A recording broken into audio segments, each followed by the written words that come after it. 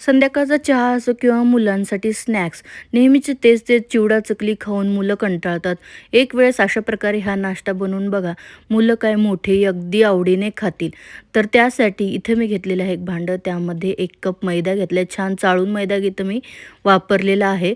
आता या 1 कप मैद्यासाठी मी अगदी 2 ते 3 चमचे बारीक रवा घेतला आहे. तुम्ही बघू शकता 3 चमचे असेल.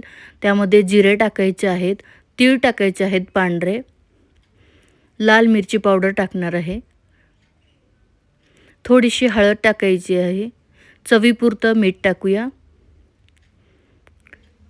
त्यानंतर एक अर्धा चमचा ओवा आहे. तो ओवा मी यामध्ये टाकलेला आहे.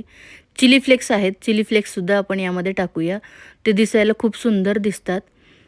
आणि हे साईडला ठेवूया. दुसरीकडे इथं मी एक अर्धी वाटी मुगाची डाळ पाण्यामध्ये 1 तासासाठी भिजत घातली होती. ती मुगाची डाळ यामध्ये आपल्याला टाकायची आहे. तर अर्धा वाटीच मुगाची डाळ इथं मी घेतली होती. मुगाच्या डाळीने खमंगपणा येतो या पदार्थाला आणि अतिशय चविष्ट आणि तितकीच पौष्टिकही बनते. आता मुगाची डाळ तुम्ही बघू शकताय कमी पाणी वापरून मी इथं एकदम छान पेस्ट याची करून घेतली आहे. आता ही जी पेस्ट आहे ते आपण मसाले सगळे मिसळलेले आहेत ना, त्यामध्ये ही पेस्ट आपल्याला मिक्स करायची आहे. आणि या मुगाच्या डाळीच्या पेस्टमध्येच पीठ जे आहे ते आपल्याला मळून घ्यायचं आहे.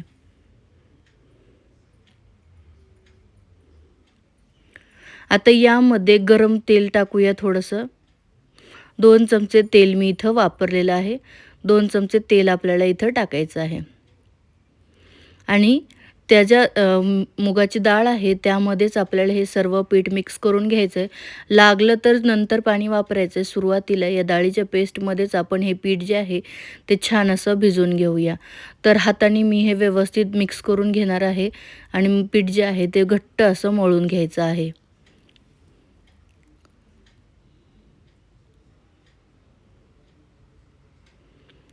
तर बघा अशा प्रकारे इतपत पीठ जे आहे ते घट्ट आहे. तर थोडंसं पाणी मी त्याच मिक्सरच्या भांड्यामध्ये टाकून घेतलं होतं आणि त्याच्यानेच हा घट्ट गोळा मी मळून घेतला आहे. रंग बघू शकताय खूप सुंदर आला आहे. आता याला एक 10 ते 15 मिनटं साईडला ठेवून देऊया छान असं भिजण्यासाठी. 15 मिनटानंतर आपलं पीठ छान असं भिजलेलं आहे. त्याला परत एकदा व्यवस्थित मळून घेऊया आणि त्याचे छोटेसे गोळे करून घेऊया. तर बघा असा एक गोळा करून घेतलेला आहे. पोळपाटावर थोडंसं कोरडं पीठ लावून आपल्याला हा जो गोळा आहे तो मस्त पातळ असा लाटून घ्यायचा आहे. शक्य तितका पातळ आपण हा लाटून घेऊया.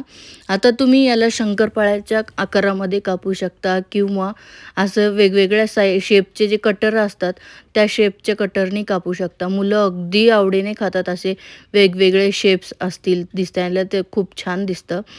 तर मी असे वेगवेगळे शेप जे आहेत ते बनवणार आहे. सेम पद्धतीने आपण असे भरपूर करून घेतलेले आहे. तुम्ही बघू शकताय. तुमच्या आवडीचे किंवा मुलांच्या आवडीचे शेप्स इथं तुम्ही वापरू शकता. आता हे फुगू नये म्हणून त्याला छान असं काट्याच्या चमच्याने व्यवस्थित असे होल करून घ्यायचे आहेत. जेणेकरून तेलात टाकल्यानंतर ते फुगणार नाहीत. तर अशा प्रकारे व्यवस्थित असं आपण प्रत्येक ह्याला फोकणे हे करून घेणार आहोत. दुसरीकडे तेल गरम झालं तेल गरम झालं की त्यामध्ये आपले हे जे मसाला पुरी म्हणा ते आपण यामध्ये टाकणार आहोत. मुगाच्या डाळीची मसाला पुरी खूप खूप म्हणजे खूपच टेस्टी लागते. अतिशय खुसखुशीत बनून ही तयार होते. तर बघा मस्त असा सोनेरी रंग आला की याला आपण टिश्यू पेपरवर काढून घेऊया. सेम पद्धतीने बाकीचे पण तळून घेऊया. हे शेप मुलांना दिसले की मुलं अगदी आवडीने खातात.